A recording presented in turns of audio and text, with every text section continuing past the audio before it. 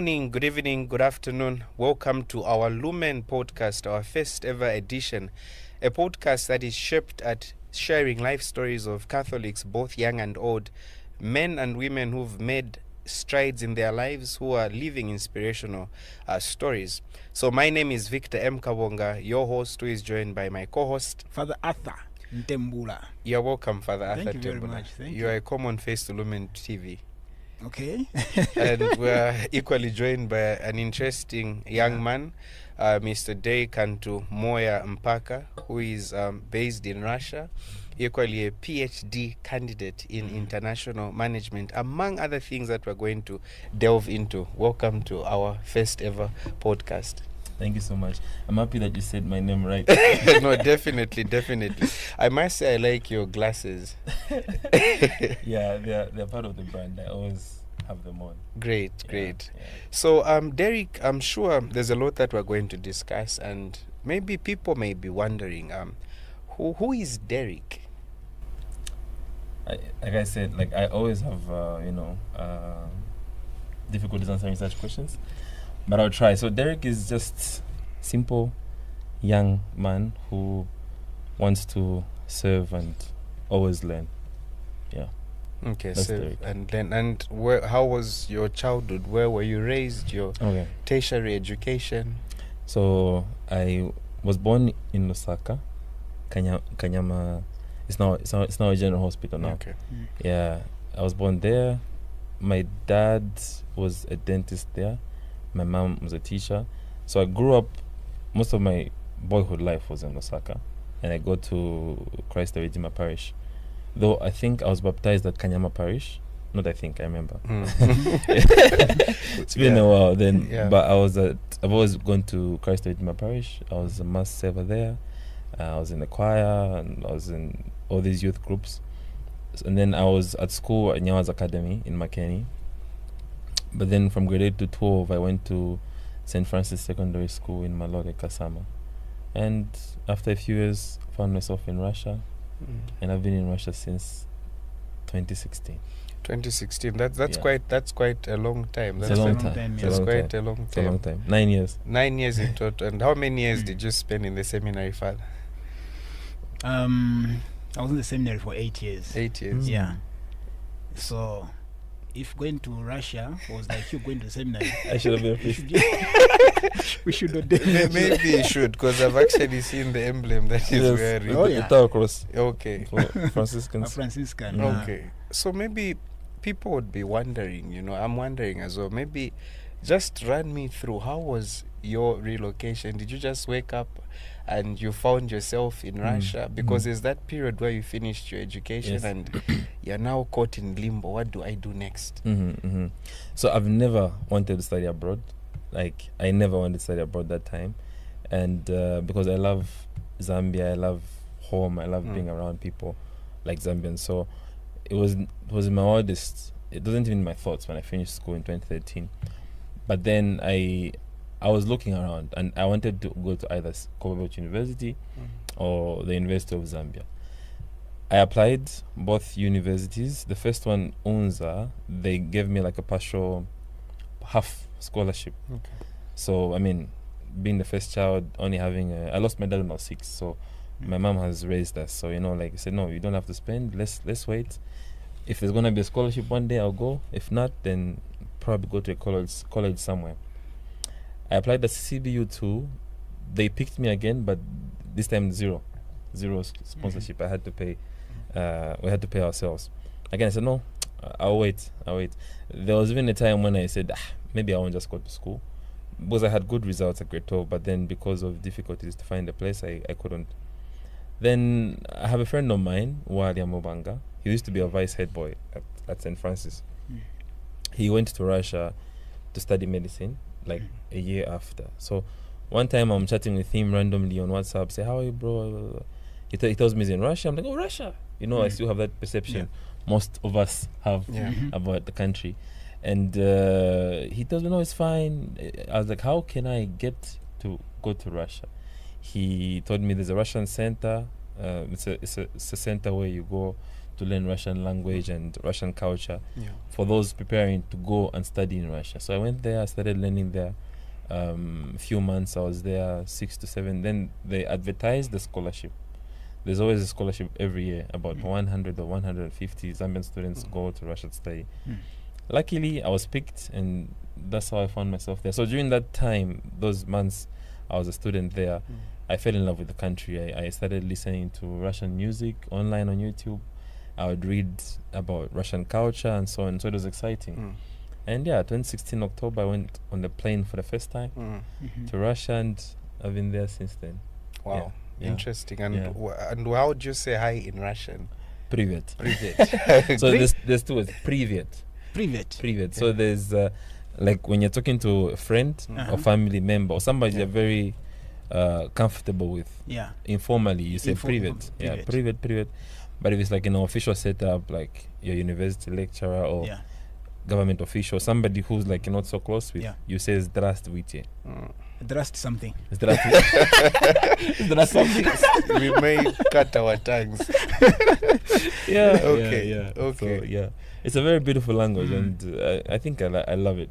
Okay. Yeah. And how long did it take you like to grasp it for you to be confident enough to speak? For me to be confident enough to speak, probably 2 years. 2 years. But we were forced to speak anyway, because once you go to, for every person who studied in Russia, even if you're doing the English medium, which is now open, there are some students who study in English.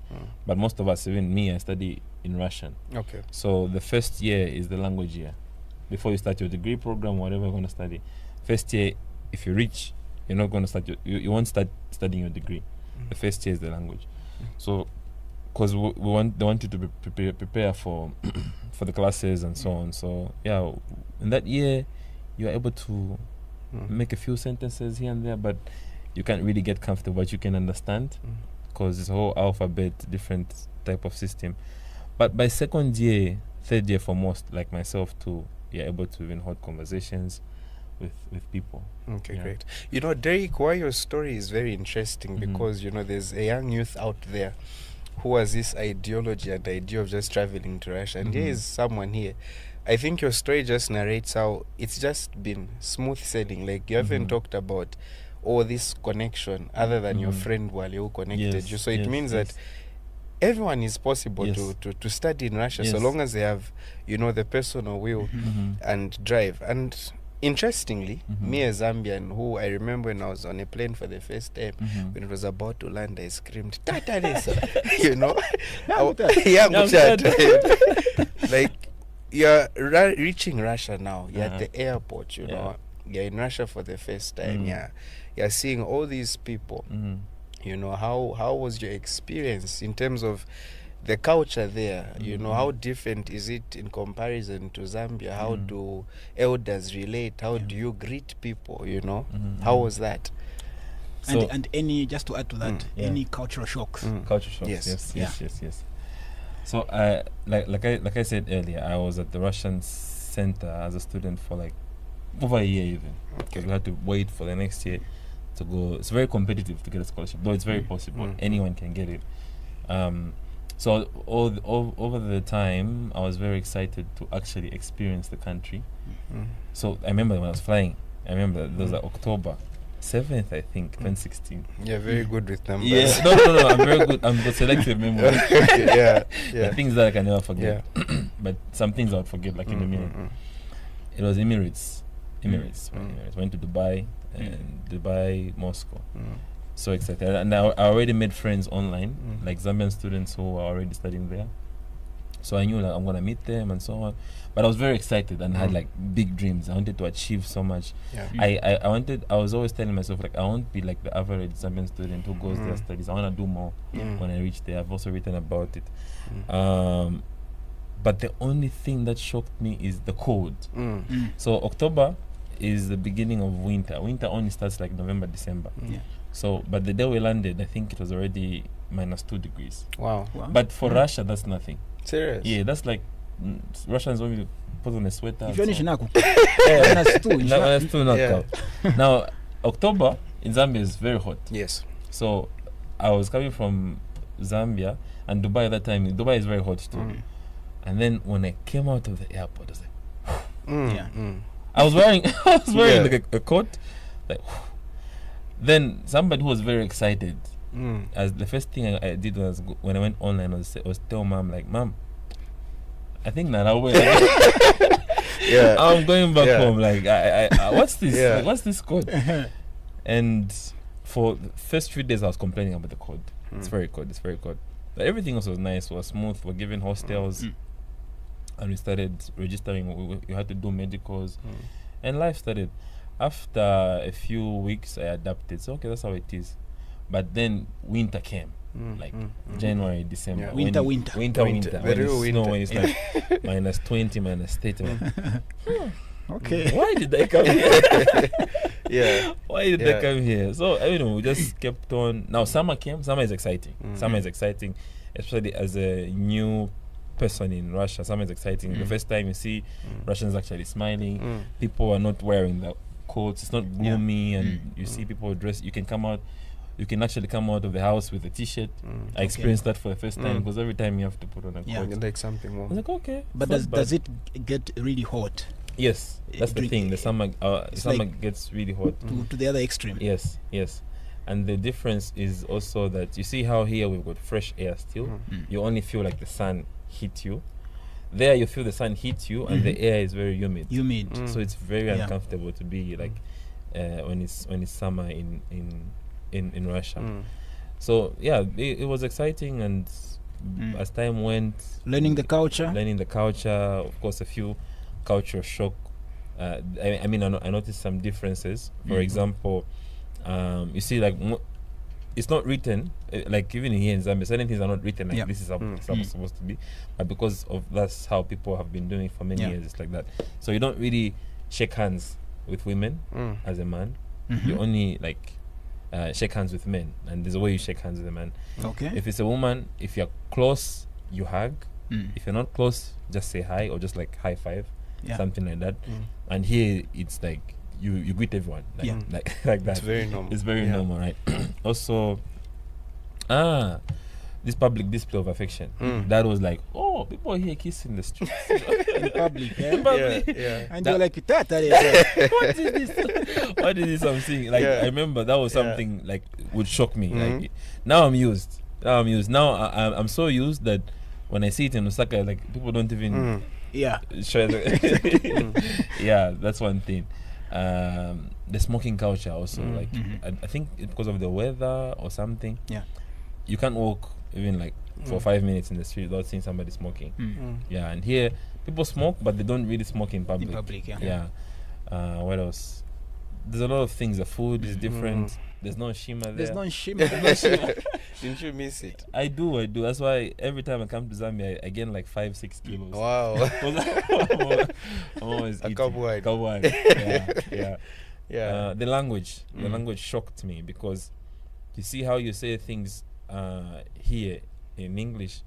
There's a way you say things. So like when you learn, people who are bilingual, you can agree that when you're speaking Russian, when you're speaking a certain language, there's a way you're supposed to think with that culture. When you're speaking a certain language, there's a way you're supposed to think in that culture. Like things that are normal, I can say normally in English, I can't say them in Russian. And things that are normal in Russian, I can't say them in English because they'll always sound weird. Okay.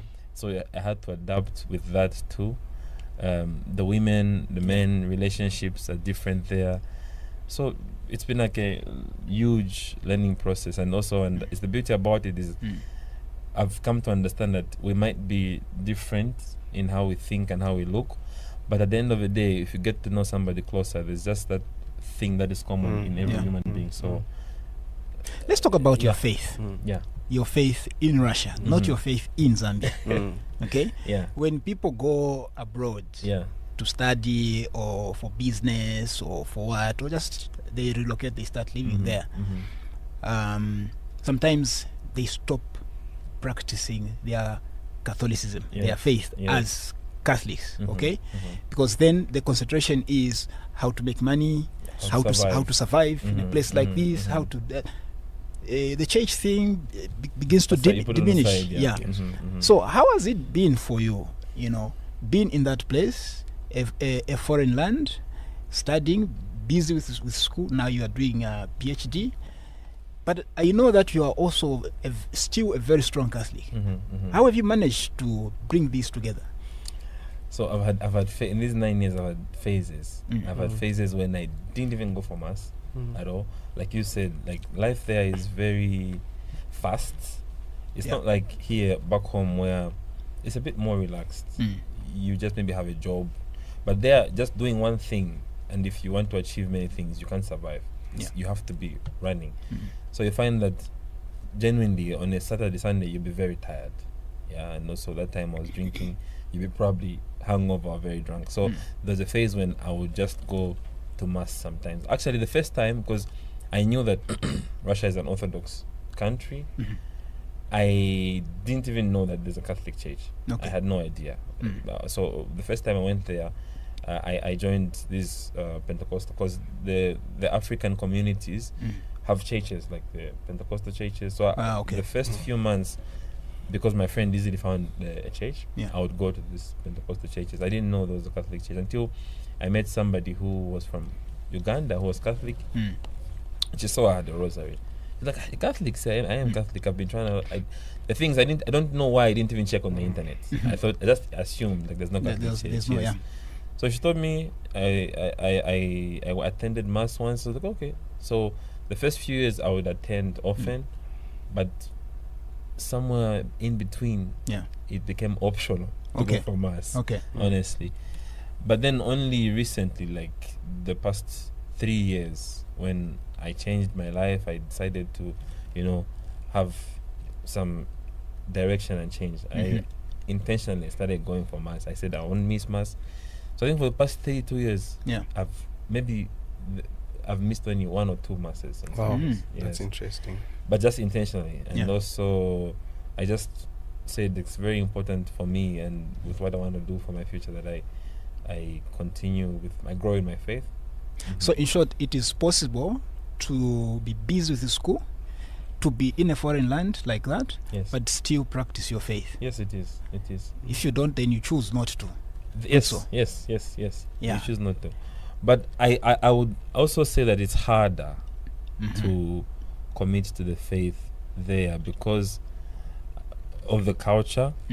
People don't really go to church. So here you'll be sort of somehow pushed because people go to church. Everyone is going to church. It's Sunday. Now, like in Russia, for instance, the churches are almost empty. Only foreigners like us who want to go to church actually go, but the ones who fill the churches and so on. So nobody, even the youth, don't really go to church. Even in the Orthodox churches, you only find. I sometimes visit Orthodox churches. You only find older Russians. The new generation of people don't really go to church. The culture, it's money only stuff. So that's what people focus on. So being in such a environment, it's harder. It's kind of hard, I think. You have to be very, very intentional and really want to do it. To commit to your faith, I think. Okay. So Derrick, interestingly, and even as our viewers are watching, talking about faith, which is a very important essence of your education. What is also very interesting for people is that you are a PhD candidate, and I'm looking at the years. They are not tallying per se, because if you hear PhD, you expect someone with grey hair, an old man with a very odd suit, So maybe run us through your academic life in Russia as well, like from inception, what have you achieved and where are you currently, and how has that experience been? Because at the end of the day, there's that young person who is equally wanting to be in your position. So I've never really liked school, to be honest, but I have seen the value of getting education.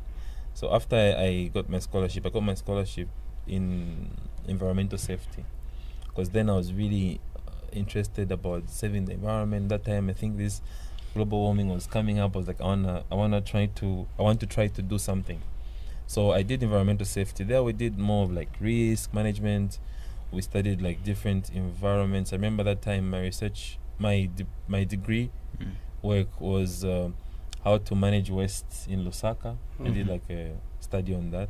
Okay. Finished that degree, and I was like, what next now? I go back to Zambia or what? I go back to Zambia and find a wife. I go back to Zambia and find a wife and just, the normal get story. a job, Get a job, buy a car, buy a farm. So no. Mm. I feel like there's something I can do here. Okay. And then, luckily, I got a scholarship to do my master's. So in Russia, if you're in the system... So that was like a second scholarship or an extension of second. Okay, So- something new altogether. Something new. So Okay. I was going to explain about that. In Russia, if you're in the system and if you're in the university, if you're an active student, if you do a lot of things, they like you. If you apply, they'll give you another scholarship. Okay. Yeah, because it's already a plus. You already know the language. Mm. Rather than inviting another person to come for masters who has to start from scratch. learn the From language. Yeah. So if you want, it's open. It's competitive still, but it's open. If you apply, they can give you a scholarship. So what I did is I stayed back. I just renewed my visa and just waited, and I applied, and they gave me a scholarship. Now then, I had already changed. I started thinking about business, trying to do management and so on. So I applied in international management. Okay. So in international management, we study now business studies. We study companies, how companies are born, how they die, how to market, how the market is, what people need, and so on, psychology of business and so on. That's what I did for my international management in masters. And then my research then was on like African agricultural businesses. So whenever I'm doing studies, I'm always intentional. It's either something to do with Zambia or at least Africa. Yeah, because why am I studying about? Why am I studying about Russia, for instance? They have enough experts there. So again, I finished my masters. Luckily, immediately I got my scholarship for PhD. And I was one of only 4 Africans. Wow. Yeah, in my university. So I was like, oh, okay, something. Again, it's not like I want to study, but I feel like if I have a scholarship and I have a chance to study for free, why not? I'm not rushing for anything. Besides, by the time my friend told me, no, you'll be overqualified and so on. So I was like, okay, I would rather be overqualified than underqualified. So let me study in advance. A lot of people said, why are you doing PhD? Actually, a lot. Even some of my mentors say there's no point. But there's one thing, Father Stefan, who is a bishop now, he's one of my spiritual mentors. I went to him and said, Father, time before he was appointed, Father, what do I do? He told me, like, you are still young, you're not over 30, you're single. Whatever you do right now, as long as it's something positive, you will never regret it. So go ahead. So I'm struggling with the PhD. But it's been interesting. It's not easy, I can imagine. Yeah, it's not easy. Especially the fact that I was telling my friend yesterday, like, I'm the worst PhD student you ever find. Because normal PhD students are just locked in their books. There's no time to do other things. But I'm always doing other things. And it's somehow... it's difficult, but You're managing. Yes, I'm managing, yes. Okay. I have 2 more years. And you're still going to church. You still go to church. Yes. As you do your PhD. Yes. You haven't thrown away your faith. No. Derrick, you're reminding me of Philippians 4 verse 13 that declares that I can do all things through Christ who strengthens me. And I think a perfect example of that, because other than you being a PhD holder, you're a rapper. You have your own not actively. Not actively. Yes. Yeah, a musician. A musician, yes. Yeah. You have your own podcast on YouTube. Yeah. You know, you are weightlifting. You're doing all these inspirational things. Before we move on to a very important aspect and subject of this discussion, like, maybe briefly, how do you navigate these other skills, talents, PhD, faith? You know. So I've always had a personality of I want to do. It's like it's never enough. That's why I think I even texted Father say I'm coming to Zambia. I don't have things to do. I need something. I'm always wanting to do things, and I want to believe that the time is only now. I would want to do a podcast, but if I'm just saying I will do a podcast one day, I should do it now. So I always try to do bits of everything. And eventually it helps. It's very difficult in the beginning because I tend to be overwhelmed sometimes. But because I want to do something and I want to also show other people, like, you know, you just can't be sitting there. Yeah. Like, you can do something. You know, I know Mhm. life is challenging. Sometimes there are no resources, but you can still do something. For instance, I have a brand which does a lot of things. We do events, and it's very high costy. Like, but I still do how I can. I still do what I can. We get funds from people, and we still do it. And with that, I've experienced how to work under pressure. Yeah, my friends always tell me, like, I really thrive under pressure. Yeah, just because of interest of wanting to do so many things. Great. Yeah. So Derrick, before we dive into your book at some point, but there's more or less a dark chapter in your life, and I'm sure that's like a turning point for most people, because this PhD candidate does not look an alcoholic to me in any sense, you know, and there are many young people who are struggling with alcoholism, especially in Zambia. The numbers are very high. You know, there's unemployment. And was it a spiritual awakening? You don't look like an alcoholic at all, someone who has tasted alcohol, you know. If you see my pictures, you'll see. So how was that for you? You know, what prompted you, you know, to just transform your life? So it's actually connected to what Father asked me when I talked about, like, I've had different phases. There's a phase when I was that young boy who would go for mass still. I think I was even still serving mass that time. Then there's this guy who started going to mass sometimes. So during that phase, again, comes back to wanting to always do more. But then there's a phase when I was wanting to always do more, kind of without God. Yeah. And like, I think even my phase of drinking, it was more like God was just saying, okay, you come back.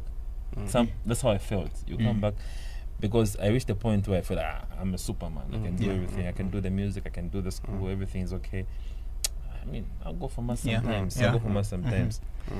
Now, the reality is that formula doesn't work. It doesn't work because you really need to believe in something. Like I always say, I'm not the type of Catholic or somebody who will say, okay, our faith is the right faith. But I always tell people, like, you need to believe in something. You need to have that something that when you fall, because you're always going to fall, when you fall, you still have that bounce. So yeah, I lived some years without God in my life actively, and when life hit me, it really hit me, and I started drinking more because I needed something. I started drinking more. It wasn't because of the code. No. I won't even blame the code, because there are many people who don't drink, even Russians who don't drink, but they're in the code still. Yes, it's just because I was drinking, and plus the music I was doing and the places I was being around. Again, it's not about the places; it's really about me and my step that time. So it went from drinking 1 beer to like 3 beers to now I have to drink a beer. Like, I can't even. I would go to uni with I had duffel bag, which I kind of still have. There was those small. We also have those like majili. Junta. Junta. So it's there. I just sipping like that. Whenever I get the chance. Yeah. That went on for a while because I had nothing. I still had to study. I still had to work. I still had to do my projects. But how do I survive? It's the alcohol. So it became like a friend.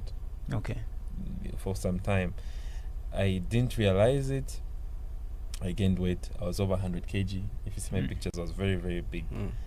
My health was deteriorating. I would feel, I just couldn't share to people. I was feeling like stomach every time. I would feel so unhealthy. My skin, I looked changed. Older. I was 23, 24, about that age, but I looked like 27, 28, 30 plus, with a big belly. And then I started asking myself, like, I need to quit. I think from 2021, every New Year resolution up to the time I quit was, I need to quit. I laugh when I look at my journal. Like, I laugh and I say, like, really, God is really good, And life went from bad to worse. In the process, I lost friends who I used to drink with. They died. Also, some of the people, they died. I lost friends, heartbreaks from girls. and friendships, betrayal. I said, if I continue like this, something is really going to happen. I'll probably die. I'll just be like, oh, Zambian student in Russia died. Something. Yes. I saw it. I saw it. And I would always hear like these voices, like, like I need to change something. Then I asked myself, maybe just there. So you became convinced that you had a problem. Yes. There are a lot of people out there that are struggling with alcohol, but they don't see that they have a problem. Yes. And that's why they are still drinking up to now. But for you, it's different. You saw it yourself. That I saw it for many years. Yeah. But I didn't know what to do. Okay. Yeah. I saw it for many years. Like I said, I always put it in my New Year resolution. Yeah. January 3rd, I'm there drinking with the boys, right? So I tried everything. AA, I subscribed for this mentorship, therapies, these courses they sell. I did it. Yeah. I'll start a few times, I'll go 1 month clean, drink again. Yeah. Until 7th January. Actually, it's funny how I quit. 7th, I was even showing him. There's a post that I made, it's still pinned on my Facebook. Okay. So again, January 2024, we write, Derrick, you need to stop drinking alcohol. Okay. But of course, I was praying before I did the novena. Yeah. I had been praying for some time, but still, like, I still drank. January 2nd, I was drinking with my friends. Okay. Then I said, no, we have to quit this year. Yeah. I went 4th, 5th, 6th. On the 7th, a friend of mine calls me, a workmate. He went for a New Year holiday in Cuba. He said, I've got a Cuban rum, come to my place. I said, oh, Cuban rum. Let me go. And that's beautiful. Yeah. So I went there and we drank the whole night. That's the most I've ever drunk. That was January 6th to 7th. Okay. I woke up with a terrible hangover and I called this same guy. He said, you know what? I want to do a challenge. I want to go 1 month sober. Let's bet. He was also trying to quit. Let's bet. If any one of us drinks, you owe me. The amount was 10,000 rubles, I think. Okay. In kwacha, it should be maybe 4,000 kwacha or 3,000 kwacha. Okay. If I drink even a beer this month, I'll give you that money. And if you drink a beer this month, you should also give that money. Then I made the post on Facebook saying, I have something, I've quit alcohol. Everyone laughed. Everybody laughed at me because they know me. I was drinking a lot. The first month was very difficult, but it was also the most beautiful. After February finished, I was like, this is how it feels without alcohol. I can think straight. Yeah. Even when I'm talking to people, my words are more clear. I sleep better. Let me try 1 more month. So again, another challenge. Yeah. 6 months down the line, I said, okay, that's it. I don't think I will ever drink alcohol. I have no interest. I see no benefit in it. Now I lost weight. I even started feeling the healing from it, all the emotional baggage that I carried. And even I said I want to be intentional. That's when I actually started being intentional about my faith. I'll go for mass every day. I'll try and pray the rosary every day. Now it's habit. Like when I don't pray the rosary, I feel like something is missing. And yes, now 7th January 2026, I'll be 2 years. 2 years alcohol. Sober. Yeah. Congratulations. Thank you. That's inspiring. And I want you to look into the camera. I don't know This which one? one. Okay. This one here. Which one? This one? Yes. Okay. Look into that camera and talk to a young person out there who's struggling with beer, who thinks it is impossible to stop. Tell them something. Okay, so first of all, I'll start by saying that there's truly no benefit in drinking alcohol. It's okay if you're social and you're using it for that, but if you take it as something that you need, you are really wasting your life. You're wasting your purpose in this world, and you are meant to do bigger things than just what you're doing. So if you try it and got rid of it, you'll see the benefit. I have been sober for almost 2 years now, and I've seen the change in my life and the positivity it has brought. So just think about it and really ask yourself, why are you living today? And maybe it will help you find reasons to quit alcohol. Yeah. Powerful. Yeah. And it's one of these interesting things that from your experiences, something was birthed, and this is the author now. Yes. You know, we only don't have a PhD candidate, but we have an author. And you have a book, Learning, Growing, Healing, Listening with Blind Eyes. Yes. So before we go into the book, what was just the inspiration behind the title itself? Okay. I'm also interested to know. Yeah. You know? So when I was actively rapping, I always at least cool lines I would write. So one time I just wrote, actually when you finish the book, I explained as to why.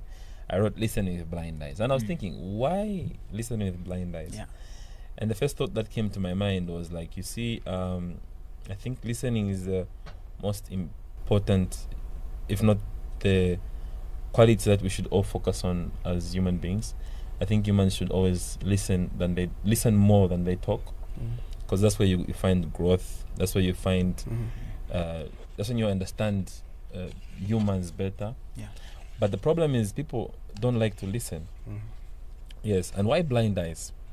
That's it's a metaphor that's really complicated to understand. So I'm going to ask you first, what do you think by listening with blind eyes? Listening. What comes to your mind first?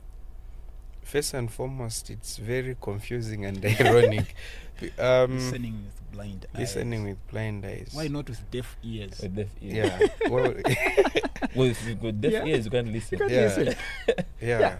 Definitely. You can't listen. Yeah. But I think listening with deaf ears would be easier to interpret Okay. than that. That means you don't like to listen. If you're listening with deaf ears. I think so. Yeah. Okay. It would mean that. Now, listening with blind eyes. What are you trying to say? Okay. What's your vision? The only image I'm having is darkness. I don't know. Like that's my interpretation. Okay. So you see, when you close your eyes and you're hearing sounds, I think the sounds are more clear because there's no distractions. So what I was trying to say in a sense is that if we listened with our eyes closed, we would actually be able to tell what we need to listen and what we don't need to listen. Okay. For instance, if there's somebody who's successful, or let's say a rich man comes here, success, status, riches don't necessarily mean wisdom, right? You can get wisdom even from somebody on the street, for instance. That's true. Even from a kid. But if our eyes are open, like this is a kid, what are you telling me? You won't really listen to them. If your eyes are open, this is a rich man, but all he says is not sensible things. You will listen to him because you're looking at him.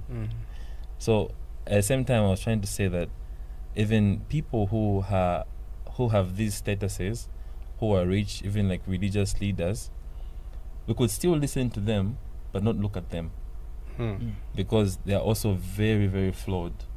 Right? So just because somebody is a priest doesn't mean they are living the best right life, but they still preach the gospel. So we can listen to them, but don't necessarily look at what they do. But this priest is not Father Temple, I believe. Well, Could be.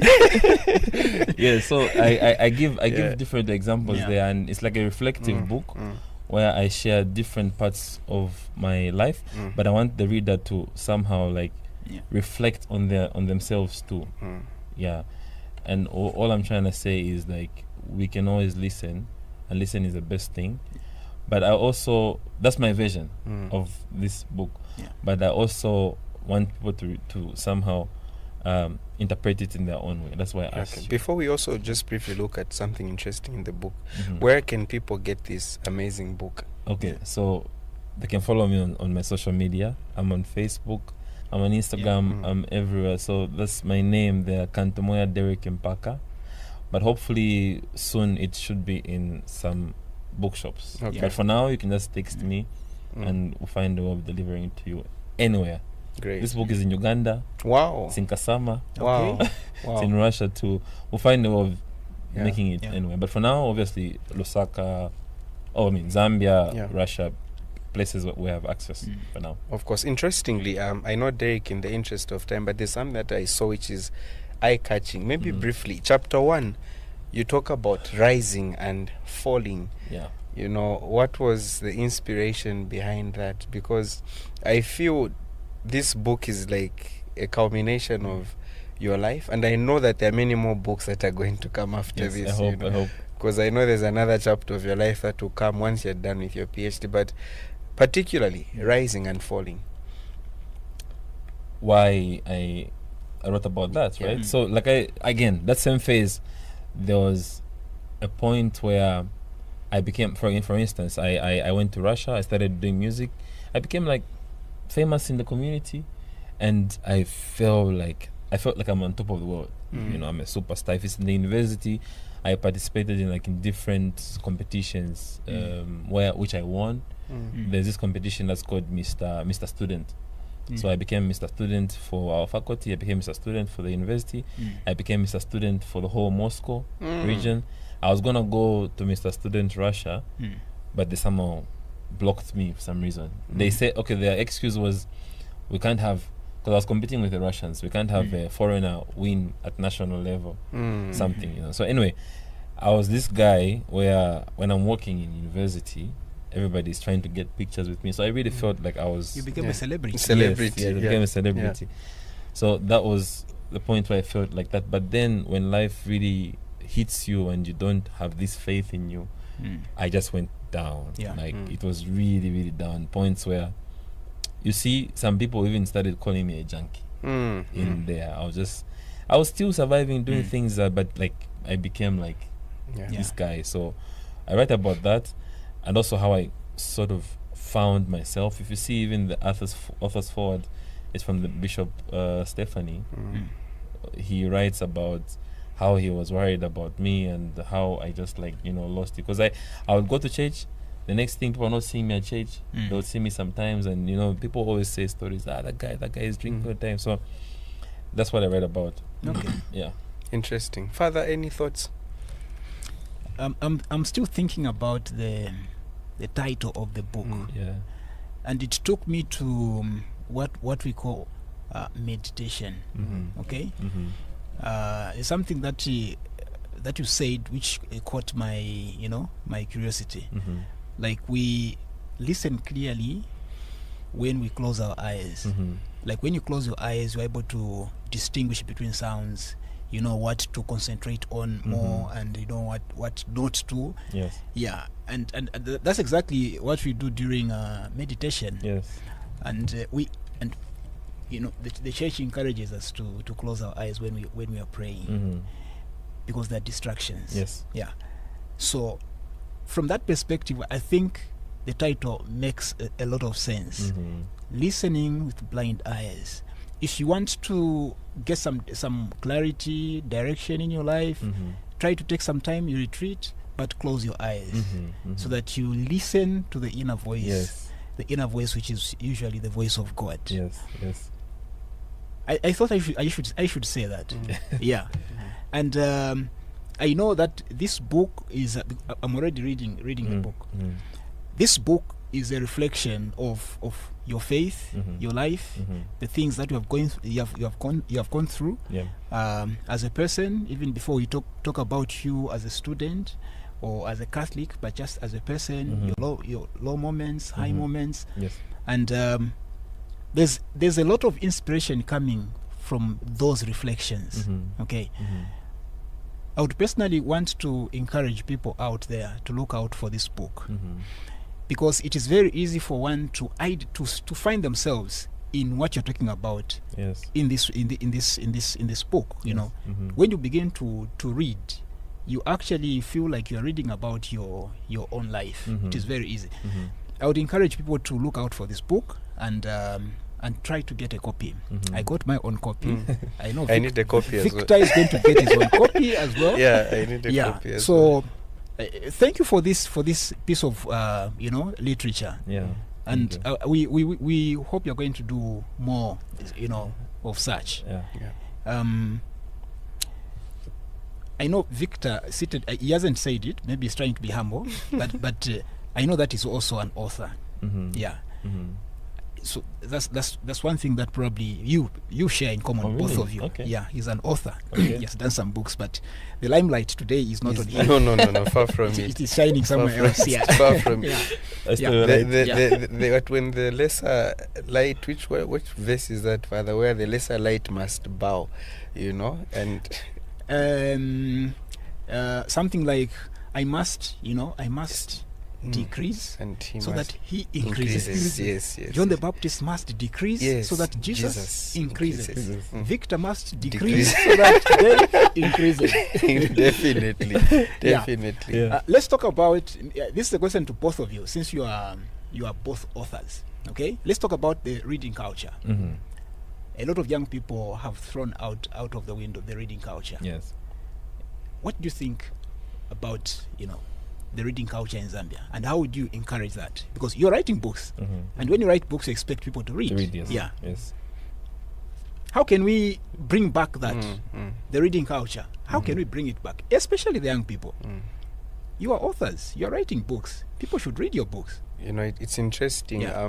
Father, I must mention that even going into university, my father, who is 83 years old, is still able to recite a case that he studied 45 years ago. And if you ask me, I have forgotten.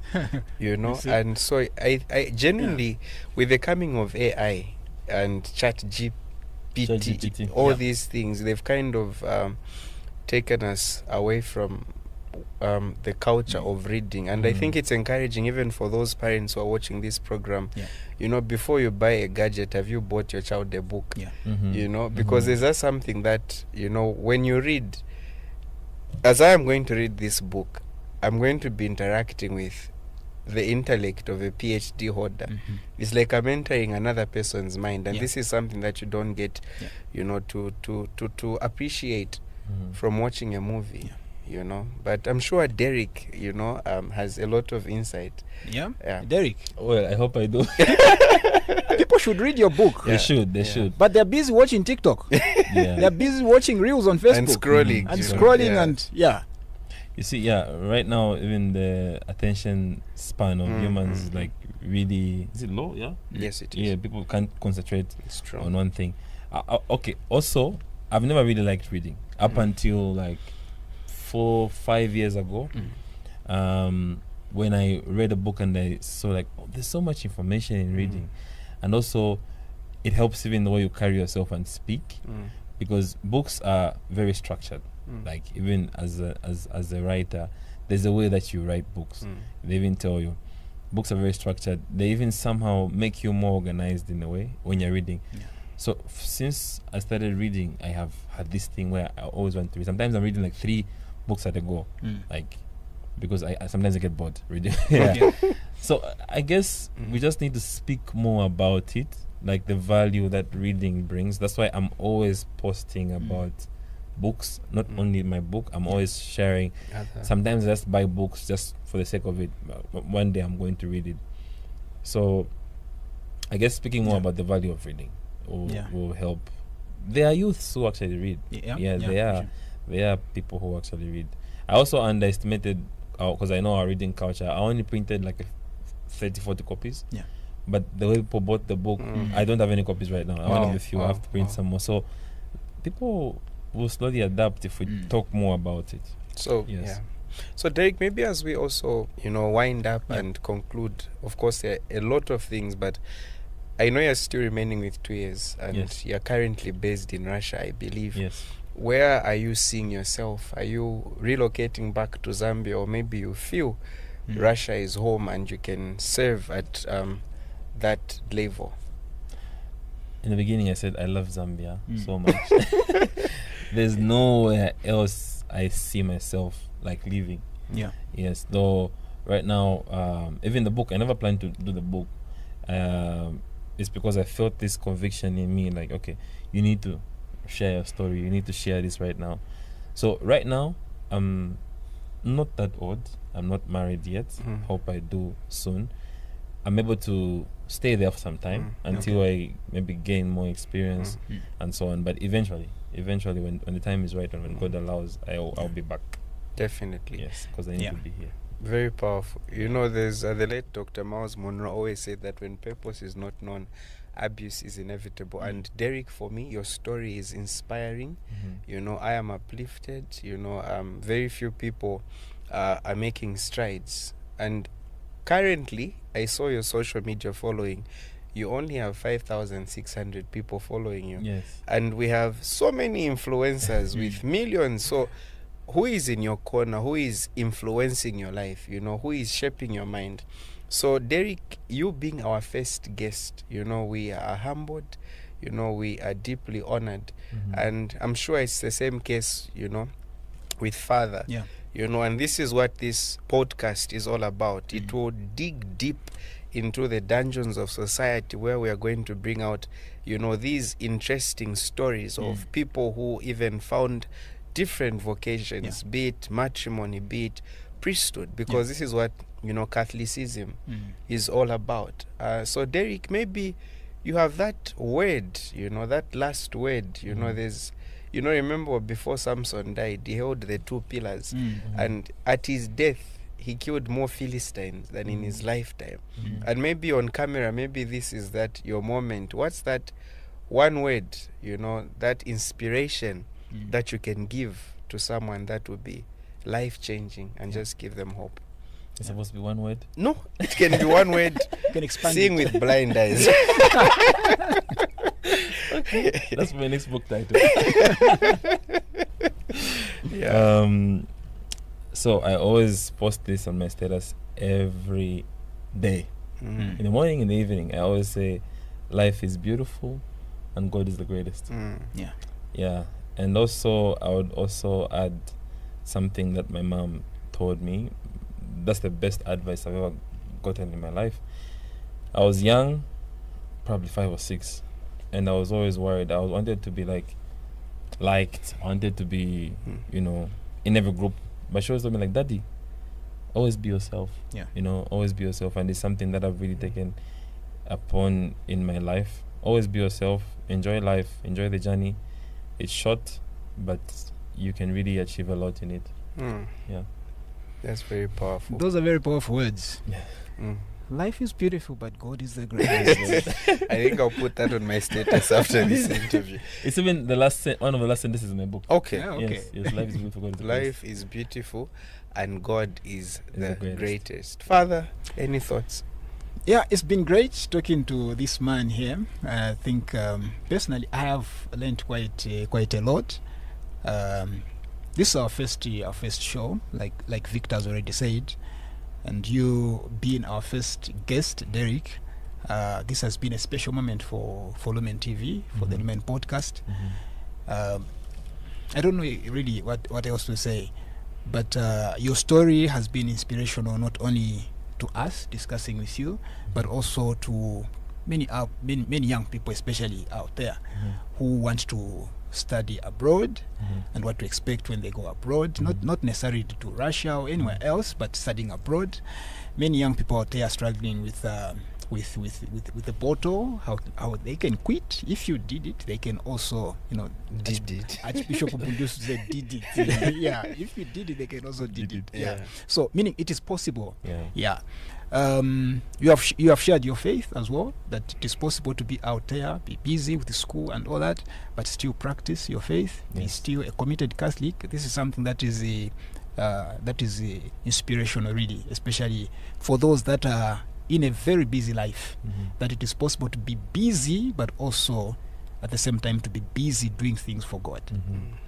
Victor, I think interestingly, life is beautiful and God is the greatest. You know, so life is beautiful and God is the greatest to all our viewers. We are humbled to have hosted you, Derrick, and this book, I'll definitely get a copy of it. So as Father has equally mentioned, this is our first podcast. There are more interesting stories. So to all our viewers, all those countrywide who are watching, stay glued and always look out for what is coming ahead. Remember, life is beautiful, and God is the greatest. Until next time. Thank you. Thank you. Bye-bye.